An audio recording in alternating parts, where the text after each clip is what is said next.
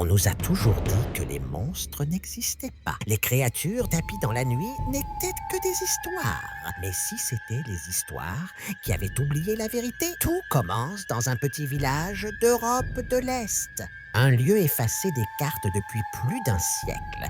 Les habitants l'appelaient Velgorod, le ventre des ombres. Là-bas, on disait qu'un homme, un seul, avait survécu à quelque chose qu'il n'aurait jamais dû voir. Il parlait d'êtres aux yeux laiteux, sortant du sol après minuit. Pas des fantômes, pas des morts. Quelque chose entre les deux. Des silhouettes humaines, mais creuses. Leur peau semblait respirer. Les anciens ont essayé d'effacer leurs traces, brûler les archives, détruire les croquis. Mais certaines images ont refait surface. Des journaux intimes retrouvés dans des greniers, des lettres couvertes de sang séché où il était écrit « Nous avons voulu raconter des contes, mais ce sont eux qui nous ont inventés. » Depuis, chaque mythe aurait été bâti sur ce noyau de réalité. Les vampires, nés d'une maladie rare qui rongeait la chair et dilatait les pupilles. Les loups-garous, inspirés de rituels où les hommes portaient de la peau de bête pour survivre à l'hiver. Et les démons, d'après certains chercheurs, ils ne viendraient pas de l'enfer, mais d'une autre dimension. Plus j'en lisais,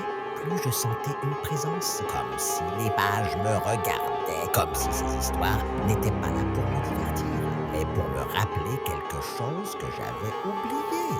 Parce qu'à la fin, la vérité n'est pas que les monstres existent. La vérité, c'est que nous sommes leurs descendants. Si tu veux connaître d'autres vérités qu'on t'a cachées, fais partie de ceux qui osent t'écouter jusqu'à la fin. Abonne-toi avant que les ombres le fassent à ta place.